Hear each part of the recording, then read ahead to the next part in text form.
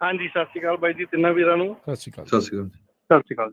ਆਪਣੇ ਮੇਰਾ ਸਵਾਲ ਰਮਨ ਭਾਜੀ ਦੀ ਸੀਗਾ ਭਾਜੀ, ਮੈਂ ਨਾ ਤੁਹਾਨੂੰ ਪੁੱਛਣਾ ਸੀਗਾ ਵੀ ਜਿੱਦਾਂ ਨਾ ਮੈਂ ਨਾ ਐਮਾਜ਼ੋਨ ਦਾ ਟ੍ਰੇਲਰ ਚੱਕਿਆ ਸੀਗਾ ਜੀ, ਅਤੇ ਉਹ ਟ੍ਰੇਲਰ ਚੱਕਣ ਤੋਂ ਬਾਅਦ ਮੈਨੂੰ ਨੈਕਸਟ ਡੇ ਪਤਾ ਲੱਗਿਆ ਵੀ ਉਹ ਮੇਰੇ ਨਾਲ ਆਲਰੇਡੀ ਫਰੋਡ ਹੋ ਗਿਆ। ਔਰ ਮੇਰੇ ਕੋਲ ਨਾ ਐਮਾਜ਼ੋਨ ਦਾ ਟ੍ਰੇਲਰ ਹੈ ਔਰ ਬ੍ਰੋਕਰ ਆਲਰੇਡੀ ਵਿੱਚੋਂ ਦੀ ਭੱਜ ਗਿਆ। ਹੁਣ ਮੈਂ ਐਮਾਜ਼ੋਨ ਨੂੰ ਟਰਾਈ ਕਰਦਾ ਪਿਆ ਕੋਲ ਲੈਣ ਦੀ ਜਾਂ ਕੁਝ ਵੀ ਕਰਨ ਦੀ, ਪਰ ਉਹ ਮਿਲਦਾ ਨਹੀਂ ਪਿਆ। ਹੁਣ ਮੈਨੂੰ ਤੁਸੀਂ ਇੱਥੇ ਕੋਈ ਸੁਜੈਸ਼ਨ ਦੇ ਸਕਦੇ ਵੀ ਕੀ ਕਰਨਾ ਚਾਹੀਦਾ? ਭਾਈ ਤੁਹਾਨੂੰ ਟ੍ਰੇਲਰ ਡ੍ਰੌਪ ਕਰਨਾ ਚਾਹੀਦਾ। ਮੇਰੇ ਖਿਆਲ ਦੇ ਵਿੱਚ ਕਿੰਨੀ ਕੁ ਮਨੀ ਲੂਜ਼ ਕੀਤੀ ਹੈ ਤੁਸੀਂ? ਅਤੇ ਮਨੀ ਤਾਂ ਹਜੇ ਮੈਂ ਮਤਲਬ ਪਰਸੋਂ ਹੀ ਚੱਕਿਆ ਸੀ, ਕੱਲ੍ਹ ਪਤਾ ਲੱਗ ਗਿਆ ਰਸਤੇ 'ਚ ਸੀਗਾ ਤਾਂ ਮੈਂ ਵਾਪਸ ਕੈਲੀ ਨੂੰ ਹੀ ਆ ਗਿਆ। ਓਕੇ, ਤਾਂ ਤੁਸੀਂ ਜਿੱਥੋਂ ਟ੍ਰੇਲਰ ਹਾਂਜੀ। ਚੱਕਿਆ ਸੀਗਾ ਉੱਥੇ ਵਾਪਸ ਦੇ ਦਿਓ ਉਹਨਾਂ ਨੂੰ ਬਸ। That's it. ਜਿਹੜਾ ਲਾਸ ਹੈਗਾ ਬਿਕਾਜ਼ ਤੁਸੀਂ ਰਿਕਵਰ ਤਾਂ ਕਰ ਨਹੀਂ ਸਕਦੇ, ਕਿਉਂਕਿ ਐਮਾਜ਼ੋਨ ਦਾ ਜੇ ਤੁਸੀਂ ਐਮਾਜ਼ੋਨ ਦੇ ਨਾਲ ਗੱਲ ਕਰ ਸਕਦੇ ਆ, ਦੱਸ ਸਕਦੇ ਉਹਨਾਂ ਨੂੰ ਜੇ ਐਮਾਜ਼ੋਨ ਡਾਇਰੈਕਟਲੀ ਤੁਹਾਡੀ ਗੱਲ ਸੁਣਦਾ ਹੈਗਾ। ਪਰ ਜੇ ਤੁਹਾਨੂੰ ਕਿਸੇ ਨੇ ਚੁਕਾਇਆ ਹੈਗਾ ਤਾਂ ਡੈਫੀਨੇਟਲੀ, ਕਿਉਂਕਿ ਐਮਾਜ਼ੋਨ ਨੂੰ ਕੋਈ ਫਰਕ ਨਹੀਂ ਹੈਗਾ, ਉਹ ਉਹਨਾਂ ਨੇ ਤਾਂ ਰਿਪੋਰਟ ਕਰਨਾ ਹੈਗਾ ਕਿ ਸਾਡਾ ਟ੍ਰੇਲਰ ਨਹੀਂ ਹੈਗਾ ਜੇ ਤੁਸੀਂ ਨਹੀਂ ਵਾਪਸ ਕਰਦੇ।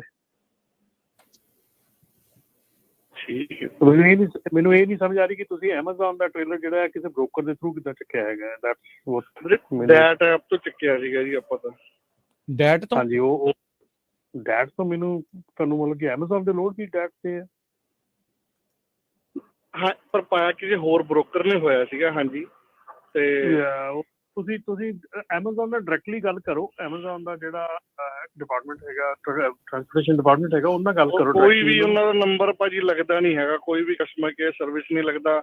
ਮੈਂ ਈਮੇਲਾਂ ਵੀ ਉਹਨਾਂ ਨੂੰ ਕਰਤੀਆਂ, ਐਵਰੀਥਿੰਗ ਕਰਤਾ, ਪਰ ਕੋਈ ਰਿਸਪੌਂਸ ਨਹੀਂ ਹੈਗਾ। ਅਤੇ ਅਸਲ 'ਚ ਜਿਹੜੀ ਕੰਪਨੀ ਦੇ ਉੱਤੇ ਲੋਡ ਚੁਕਵਾਇਆ ਸੀ ਬ੍ਰੋਕਰ ਨੇ, ਉਹ ਕੰਪਨੀ ਸਹੀ ਸੀਗੀ ਜੀ, ਕੰਪਨੀ ਗੁੱਡਵੈਲ ਆ, ਪਰ ਬ੍ਰੋਕਰ ਸੀਗਾ ਜਿਹਨੇ ਉਹਨਾਂ ਦੀ ਇਨਫੋਰਮੇਸ਼ਨ ਯੂਜ਼ ਕੀਤੀ, ਉਹ ਵਿੱਚੋਂ ਦੀ ਭੱਜ ਗਿਆ। ਹੁਣ ਉਹ ਕੰਪਨੀ ਸੋ ਇਹ ਰਮਨ ਜੀ, ਸੋ ਦਿਸ ਇਜ਼ ਬੇਸਿਕਲੀ ਜਿਹੜੀ ਡਬਲ ਬ੍ਰੋਕਰੇਜ ਸਕੈਮ ਆ ਜਾਂ ਕੀ ਆ? ਕੀ ਹੋਇਆ ਇੱਥੇ? ਜੇ ਤੁਸੀਂ ਥੋੜਾ ਐਕਸਪਲੇਨ ਕਰੋ ਇੱਥੇ, ਥੋੜਾ ਰੋਕ ਕੇ ਸਾਨੂੰ। ਤੇ ਇਹ ਜਿਹੜੀ ਸੇਮ ਚੀਜ਼ ਹੈ, ਜਦੋਂ ਨਾ ਤੁਸੀਂ ਕਿਸੇ ਵੀ ਸ਼ਿਪਰ ਦਾ ਲੋਡ ਜਿਹੜਾ ਉਹ ਕੋਈ ਲੈਂਦੇ ਹੈਗੇ ਆ, 2-3 ਜਗ੍ਹਾ ਤੇ ਟ੍ਰਾਂਸਫਰ ਹੁੰਦਾ ਲੋਡ, ਤੇ ਉਸ ਤੋਂ ਬਾਅਦ ਉਹ ਲੁੱਕ ਲਾਈਕ ਹੁੰਦਾ। ਜਿੱਦਾਂ ਹੁਣ ਇਹਨਾਂ ਨੇ ਕਿਹਾ ਕੋਈ ਵੀ ਜਿਹੜੀ ABC ਬ੍ਰੋਕਰੇਜ ਕੰਪਨੀ ਹੈ, ਜਿਹੜੀ ਵਧੀਆ ਬ੍ਰੋਕਰੇਜ ਕੰਪਨੀ ਆ, ਉਹਦਾ ਉਹ ਨਾਂ ਸਾਰਾ ਲੁੱਕ ਲਾਈਕ ਯੂਜ਼ ਕਰ ਲੈਂਦੇ ਆ। ਉਹਦੀ ਜਿਹੜੀ ਲੋਡ ਕਨਫਰਮੇਸ਼ਨ ਹੈ ਉਹਨੂੰ ਮੋਡੀਫਾਈਡ ਕਰ ਦਿੰਦੇ ਆ। ਲੋਡ ਠੀਕ ਹੁੰਦਾ, ਪਿਕਅਪ ਨੰਬਰ ਠੀਕ ਆ, ਡਿਲੀਵਰੀ ਠੀਕ ਆ, ਸਾਰਾ ਕੁਝ ਠੀਕ ਆ। ਸਿਰਫ ਇਹ ਆ ਕਿ ਜਿਹੜਾ ਬੰਦਾ ਟ੍ਰਾਂਜੈਕਸ਼ਨ ਕਰ ਰਿਹਾ ਉਹ ਬੰਦਾ ਗਲਤ ਆ, ਉਹ ਬੰਦਾ ਫਰਾਡ ਆ। ਉਹ ਬੰਦੇ ਨੇ ਟ੍ਰਾਂਜੈਕਸ਼ਨ ਕਰਨ ਤੋਂ ਬਾਅਦ ਇਹਨਾਂ ਕੋਲ ਕੁਇਕਲੀ ਜਿਹੜਾ ਆ ਉਹ ਕਹਿਣਾ ਮੈਨੂੰ ਪੇਪਰ ਵਰਕ ਭੇਜ ਦੇ, ਮੈਂ ਤੇਰਾ ਪੇਪਰ ਵਰਕ ਜਿਹੜਾ ਆ ਫਟਾਫਟ ਤੇਰੇ ਲੋਡ ਦੇ ਪੇਪਰ ਸਬਮਿਟ ਕਰ ਲਿਆ। ਜਿੱਦਾਂ ਇਹਨਾਂ ਨੇ ਪੇਪਰ ਵਰਕ ਭੇਜਿਆ, ਉਹਨੇ ਆਪਣੇ ਲੋਡ ਦੇ ਪੈਸੇ ਲੈ ਲੈਣੇ ਆ, ਮੁੜ ਕੇ ਹੀ ਇਜ਼ ਗੌਨ। ਸੋ ਮੁੜ ਕੇ ਉਹ ਬੰਦਾ ਲੱਭਣਾ ਨਹੀਂ। ਸੋ ਇਹ ਸਿੰਪਲੀ ਜਿਹੜਾ ਇਹ ਅਸੀਂ ਬਹੁਤ ਵਾਰੀ ਕਹਿ ਚੁੱਕੇ ਹਾਂ ਕਿ ਜਿਹੜਾ ਇਹ ਫਰਾਡ ਹੈਗੇ, ਤੁਸੀਂ ਐਮਾਜ਼ੋਨ ਦੇ ਲੋਡ ਕਿਉਂ ਉੱਥੋਂ ਚੁੱਕਦੇ ਆ? ਐਮਾਜ਼ੋਨ ਨਾਲ ਡਾਇਰੈਕਟਲੀ ਸਾਈਨ ਅਪ ਕਿਉਂ ਨਹੀਂ ਕਰਦੇ ਹੈਗੇ? ਐਮਾਜ਼ੋਨ ਕੋਈ ਏਡਾ ਵੱਡਾ ਹੋਊਗਾ ਨਹੀਂ ਹੈਗਾ, ਤੁਸੀਂ ਡਾਇਰੈਕਟਲੀ ਐਮਾਜ਼ੋਨ ਨਾਲ ਸਾਈਨ ਅਪ ਕਰੋ, ਕਿਉਂ ਲੋਡ ਚੱਕਦੇ ਤੁਸੀਂ? ਕੋਈ ਦਵਿੰਦਰ ਸਿੰਘ ਦੱਸਦੇ ਨੇ, ਕਹਿੰਦੇ ਵੀ ਐਮਾਜ਼ੋਨ ਦੇ ਜਿਹੜੇ ROC ਆ, ਰਿਲੇ ਆਪਰੇਸ਼ਨ ਸੈਂਟਰ, ਉਹਨਾਂ ਦੀ ਟੀਮ ਦੇ ਨਾਲ ਕਾਲ ਕਰੋ। ਉਹਨਾਂ ਨੇ ਨੰਬਰ ਦਿੱਤਾ ਹੈਗਾ, ਤੁਸੀਂ ਉੱਥੇ ਕਾਲ ਕਰ ਸਕਦੇ ਹੈਗੇ। ਭਾਈ ਕੋਈ ਉਹ ਕੋਲ ਸਾਰੇ ਨੰਬਰ ਬੰਦ ਨੇ, ਕਿਉਂਕਿ ਉਹ ਕਹਿੰਦੇ ਨੇ ਐਪ ਥਰੂ ਕੋਲ ਲਾਓ ਰਿਲੇ ਦੀ।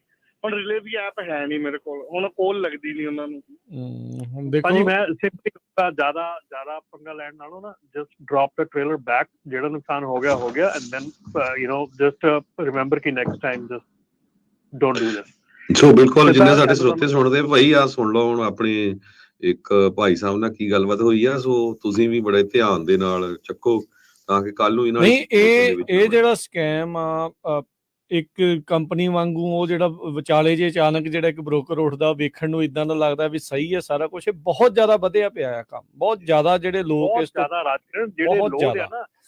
ਔਰ ਭਾਜੀ ਤੁਸੀਂ ਲੋਡ ਕਿੱਥੋਂ ਤੱਕ ਕਿੱਥੇ ਲੈ ਕੇ ਜਾ ਰਹੇ ਸੀ, ਮੈਨੂੰ ਦੱਸਿਓ ਮਾੜਾ ਜਿਹਾ।